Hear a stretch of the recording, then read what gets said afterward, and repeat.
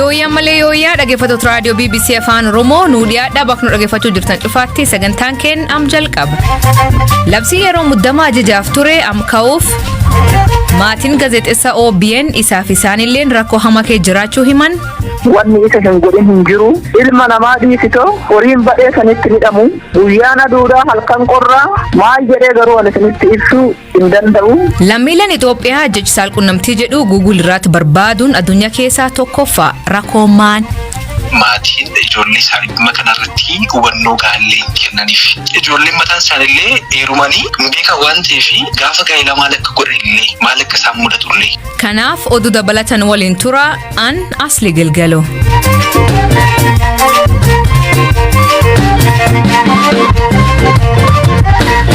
Dhaggeeffattoonni oduutiin jalqabaanii mani maree ministeerota Itoophiyaa walgahii ariifachiisa artaayin labsiin yeroo muddamaa ajajaaf labsamee jiru yeroo isa dursee akka ka'uu fi marii geggeessuun murtee dabarse. Hamza Hussein gabaas qaba. Waraana kaaba Itoophiyaatti jalqabee gara naannoo Amaaraa fi Affaaritti babal'ateen yeroo humnooti TPLF magaalota akka Dasee fi Kombolchaa qabachuun haga Shawaa Roobitti galanitti ture. Mootummaan Itoophiyaa labsii yeroo muddamaa akka labse.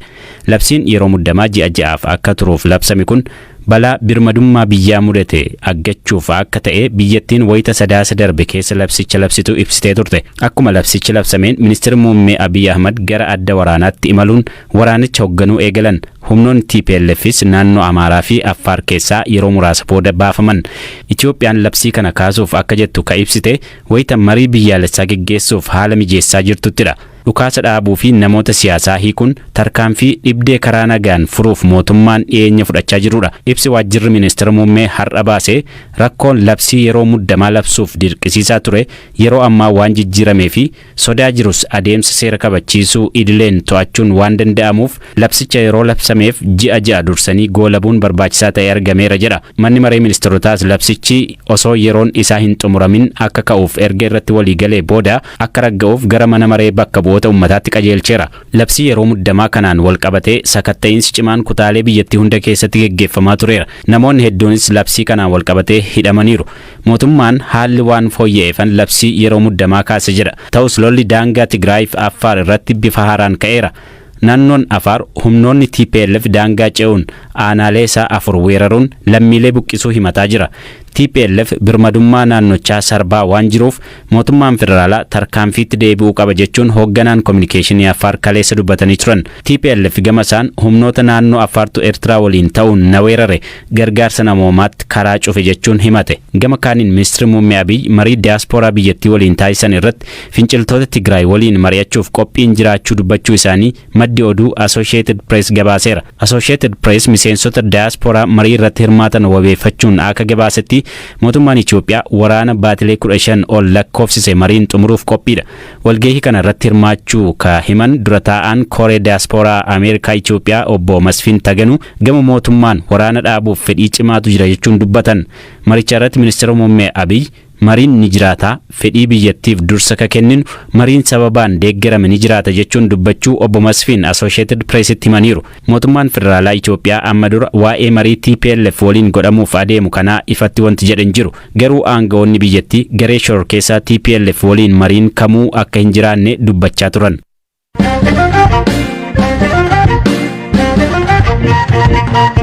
Gaazexeessaa Oromiyaa Broadcasting Network OBN kataa'e Seefuu Gurmuu eegee hidhame ji tokko lakkoofsisuu maatiin BBC'tti himan. Haati warri isaa Aadde Xurungoo Ragaasaa Seefuun eegee hidhamee murtiitti guyyaa tokko don dhiyaatiin hidhaatti rakkachaa jira jetti. Akka inni itti qabame waa'ilkeen maatii olaanaatti himti.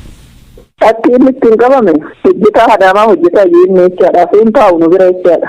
Amma Adaamumaan gaafachuu dhufee daa'imni takka dhukkubsattee jechaadha. Dhufuunii fi qabuun isaanii qixxumaa yeroo seenanii qabanirree poolisiin lama seenanii kan qaban kafana seera qabeessatiin iyyuu miti kan yeroo dura nutti seenanii kafana akkanumaan taraa kafanaatti uffatanii seenanii hoo raawwatan obbo Seefuu si barbaanna jedhaniini Seefuun jira innaan hin jiran jedheeni Seefuu si barbaanna ati maalirra hojjettennaan OBN irraan hojjedda miidiyaa mootummaatirra jedhee ati miidiyaa mootummaa gabaasuudhaan dhufne waan intarbii godhuu dhufte qabda gaazexeessaan gibbii kee jiru makiinaa tokkotu dhufe nuun jedhanii jedheen gibbii kee seennee raawwannee fattashuudhaaf mana kee seennee raawwannee fattashuudhaaf dhufne jedhee fattashii ana waan takka homaan irratti hin argitanii ani kanan hojjedhu mootummaadha fi ani maatii kootan laallachuu dhufe kanan dhufe ijoollee koo biraa seenanii manatti fattashanii waan hundaa isa ilaalanii waraqaa ittiin hojjetu hin qabaa safarkaa mattaawaqaa eenyummaa hin qabaa hin laalanii homaa irraa hin dhabanii ati GBS'dhaan si hordofaa turre ana GBS'dhaan hordofaa turtanii ani GBS'dhaan hordofamaa ture dhuguma balaa kanaan uumu yeroo kanaan ta'u ta'e yakkattan liyaadha karaa seeratittan liyaadha bilbila isaa yeruma san irraa fuudhanii raawwatanii cufanii qabanii raawwatanii deemanii amma sammumaan bilbila wayii barreessee raawwatee barreeffadhu naan jedhee naa kenne dhaabbata kootitti ammumaan tana battala kanatti naa bilbilii seefuu qaban jedhiini nama dhufassan maalluun jedhaseet isaan kallattii waajjiruma keetirraa bilbilanii raawwatanii qabaa seefuu nuun jedhanii waajjira keetirraa olaanqitii kan keessatti shirri mataa isaatirratti hin xaxini hin jiru wanni isa hin godhin hin jiru ilma namaa dhiisitoo horiin badhee sanitti hidhamu guyyaan aduudhaa halkan qorraa maal jedhee garuu ani isinitti ibsuu hin danda'u yookaan yakkuste yookaan baddaluste kara qaama seeratitti mana murtiititti nu deddeebisaa raawwadhaa ta'u waan isaa kana hadhaarraa qulqulleessaa addaan baasaa hin geessu bakkaluma sanitti xurree deeme ijoollee sadi harka qabadhee san namni kun nama 7 horataa ofii wajjiniin jechaadhaan hojiin qabu an ijoolleen guddisaa daa'imman sadi fishshikiidha daa'imni takka xiqqishuudhaa reefu amata guuttii ishii dugdatti baadhee ijoollee lama harka qabadhee raawwadhee san godina dhaqee dubbise na jalaa dubbachuu hin dandeenye kan godinaatis deebinaan immoo battaluma sanitti jechaadha mindaan isaa battaluma sanitti nurraa dhaabbate akkatti dararama kanarra jirra. Hariyyaan isaa kan manni dhawlaancitti dhaqee gaafatee qabiinsi isaa yaaddessaa jedha haali inni kee jiruu fi shakkii qabameef akkanaan hima. Iddoo keessatti namni waajjira osoo hin ta'in yookiin immoo mana hidhaa osoo hin ta'in dallaan guutuu sharaa waxxaree kuun immoo uffata ofirraa baasee fa'aaduudhaaf jecha gubbaarra kaa'ee sharaa kan keessa bula giddi keessa guutuudha iddoo innaaf rendi gaafiin tokko hin jiru mana murtiitti dhiyeessuu hin jiru abbaa kana namni siin jedhu hin jiru qabduma qabamtee machuma keessa galtee teessee calliste. Waan ittiin shakkanii kana na gaafatanii kanaan si shakkine naan jedhanii yookaan immoo waa'ee kanaan qoratanii waan jedhee sitti jira. Hariiroo nama biyya alaa jiruu fi warra shaaniidhamu kan hidhatee waliin qabdaa waan akkasiiti naan jedhanii kana garuu see godhanii immoo maaragaa dhabanii san booddee mana murtiitti san dhiyeessanu callisee akkasitti keenyaadhe. Hidhamu hojjeta isaanii kan ilaalchisuun OBN irdeebin argachuuf yaalii taasifnee hin milkoofne itti aanaan daayireektara olaanaa OBN obbo Korre Shaanqullee hidhamu isa irraa kan jedha. Waa'ee kana waan irraa beeknu hin qabnu. Jechuun ati dhuunfaadhaan hin beektu moo dhaabbati waa'ee isaa waan quba qabu hin qabu? Ani dhuunfaadhaan waan beeku hin qabu. Qaamni isa to'ate bakka biraa jira. Waa'ee kana keessa beekee waan sitti hin qabu. Waldaan gaazexeessitoota Oromiyaa Gamisaatiin hidhaasaa dhiyeenya kan dhaga'uu fi qulqulleeffachaa akka jiran durtaan waldichaa Naziif Jamaal BBC'tti hima. Ijoolleen keenya baay'ee jira OBN keessa namni informii nu godhan jiru dheengadda dhaga'ee immoo ijoolleedhaa bilbileen ture naan kaasne Zinaab Ofaayis bilbileen ture haala isaa adda baafachuudhaaf bakka inni hidhamee jiru iyyuu hin beeknu ture amma walanjitee kan akka walanjiteetti hidhamee jiru iyyuu sumarraan nagaara malee. Dhimmi hidha gaazexeessaa kanarraatti deebii argachuuf bulcha aanaa Bosaatti ajaja poolisii aanaa Bosaatti bulcha godina Shaawaa Bahaa ajaja qajeelcha poolisii godina Shaawaa Bahaa irra deebiin bilbiluullee deebii argachuu hin dandeenye.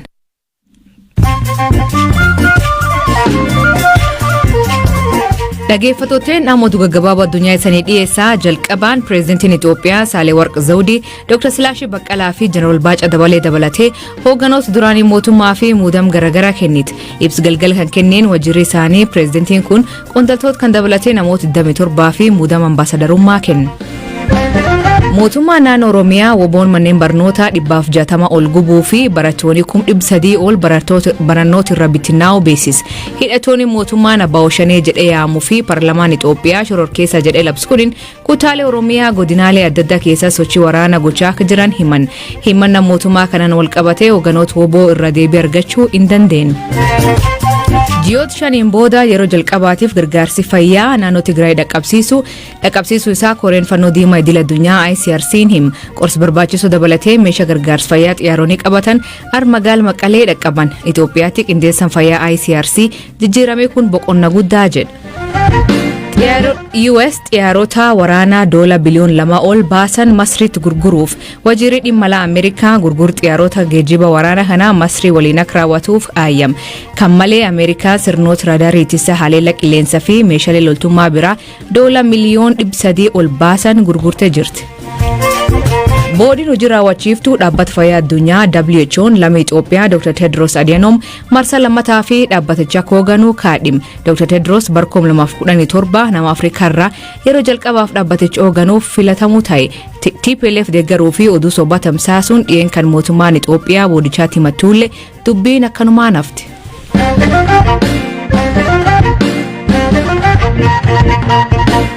Itoophiyaan bara 2020 jechi seeks yookiin saalqunnamtii jedhuun Google irratti barbaaduun akka addunyaatti sadarkaa tokkoffaa irra turte. Hawaasa waa'ee saalqunnamtii ifoominaan haasa'uun akka waan qaanitti ilaalam keessatti sadarkaa kan argachuun dhimkan irratti hanqinni odeeffannoo jira gaafii jedhu kaasa. Gaafii kana akka ka'umsatti fudhachuun hawaasa keenya keessatti waa'ee saalqunnamtii haasa'uun maaliif barbaachisaa akka ta'e iyyaafan. Dr. Naafi Adgeetuu Yuunivarsiitii Haramaayyaatti hakiima waliigalaa fi barsiisaa akkasumas miidiyaa hawaasa irratti dhimmoota saalqunnamtii waliin hidhata qaban barsiisuun hordoftoota 100 olii horate. Ogeessichi hawaasa keenya keessatti waa'ee saalqunnamtii haasa'u irratti hanqinni guddaan waan jiruu fi fayyaa wal hormaataa fi saalqunnamtii keenya irratti dhiibbaa uumee jedha. Saalqunnamtii isaarraa wal qabatee hawaasni keenya dhimma waa'ee kanaa baasii dubbachuu irratti gaaffiin guddaan jira. Ijoollummaa marraa jalqaba bitta. Walqunnamtii saalaa maatiin ijoollee akka waan baalagee ta'etti itti himu. Ispeeshaalii naannoo qaama saalaas immoo waan baalagee isaa jedhee dubbata. Malis maqaa isaa kaasa illee yerootti dubbatan hin jiru. Yaadni kun sammuu keenya keessa waan jiruuf wanti kun sammuu keenya qabateera jedhee yaada. Maatiin ijoollee isaanii dhimma kanarratti hubannoo gaallee hin kennaniif. Ijoolleen mataan isaaniillee heerumanii hin beekan waan ta'eef gaafa gaa'ela maal akka godhanillee maal akka isaan mudatullee ijoollee isaanitti naman yeroo baay'ee. An amma kan na mudatee deemtee gaafa erga walitti ol fuudhanii walitti heerumanii booda naannoo walqunnamtii saalaa gochuuf yommuu kaanii waan baalagina gochuuf jettee kan mana baatee baqattillee argeera dhageeras jechuudha. Maaliif jalqabuma kaastee kanaan guddatte waan ta'eef. Siyaaniin illee ammoo dhimmoota barnoota wal hormaataa fi saalqunnamtii hidhata qaban irratti barnoota digirii sadaffaa barachaa jirti. Siyaaniin aadan waa'ee saalqunnamtii haasawaa hawaasa keenyaa boodatti hafee akka jiru ibsiti. Akka hawaasaatti waa'ee walqunnamtii saalaa ifaan dubbachuun, ifaan mari'achuun akka safuutti ilaalama, akka waan badaatti ilaalama. Kun immoo rakkoolee guddaaf nu saaxilaniiru. Ijoolleen dubaraa yeroo laguu ilaalanu otoo informationii homaa hin qabaanne itti experience godhu jechuudha. Kun immoo kan ilaalchisu marii ifa ta'e akka maatiin hin goone jechuudha. Kanaafuu manni barumsaas maatiinis ifa ta'ee barumsa sirrii isaaniif kennuu qaba jedhee yaada. Dr. Naafi namoonni qaamsaalee isaanii yeroo dhukkubsatan yookiin dhibeen wal hormaataa yeroo isaan mudatu dubbatanii yaala argachuu irratti baay'ee rinciicu waan ta'eef rakkoo keessa galuu himu. Manuma yaalaa yommuu dhufan mataa isaanii tokkoffaa hin dhufanii sodaatu maal jedheen dubbadde jedhu. Even haati mana abbaa manaatti hin dubbattu abbaa manaallee haadha manaa ni dhoksaa jechuudha. Mana yaalaa immoo yommuu dhufan immoo waa tokko dubbachuudhaaf wantoo jedhu bira naanna'u dubbatanii hawaasni keenya dhimma kanarratti dubbachuun ni salphata. Kanaafanii wanti kun hawaasa keenya biratti cabuu qabaadha wanti kun. Kan safuun ta'u yoom akka ta'e beektaa waa'ee qaama saalaa isaa yookiin immoo haadha manaa isaa wajjin baasii dubbatan mana yaalaa dhufeen argatu taanaan sadarkaa biraa keessa galuu danda'a. Fakkeenyaaf hiika gaa'ilaa yoo ilaalte daayivoors yoo ilaalte akka addunyaatti sababni inni guddaan mana murtii deemteessuu gaafatti walqunnamtii saalaa keessatti wal gammachiisu. Yeroo sana namni kun wantoota garaagaraa safuu hawaasaatiin yeroo sana cabsuu danda'a. Kanaaf hawaasni keenya dhimma kanarratti dubbachuun baay'ee barbaachisaadha. Ifatti. Itoophiyaan jechi seeks yookiin saalqunnamtii jedhu fayyadamuun Google gochuun waggoota muraasa as biyya sadarkaa tokkoffaa aga afuraffaa jiran keessa galtu maaliif akka ta'uu danda'u Dr. Naafi Adwaayyaad ibsa. Furmaan isaa immoo ifaan dubbachuu jedha. Dargaggoon yeroo baay'ee araada pornoogiraafii yookiin immoo fiilmii saalqunnamtii ilaaluun qabamanii jiru baay'ee. Inni kun gama fayyaadhaan hin gorfamu tokkoffaadhaatti. Tokkoffaa saayikooloojikaali akka isaan miidhaman godha. Wantoota riyaalistik hin taane riil hin taane yeroo isaatti fayyadaman ni argina jechuudha. Pornoogiraafiitti kaanii saayizii qaama saalaa ilaalanii kan isaanii wajjin waliin madaalu. Kaan immoo akkasitti maaf hin gochuudha. Gamaraan immoo araadatti ta'ee gaafa shamarran bira gahan mataa isaallee kan dadhaban dhiironni baay'een dhalaan baay'eenis jiru jechuudha.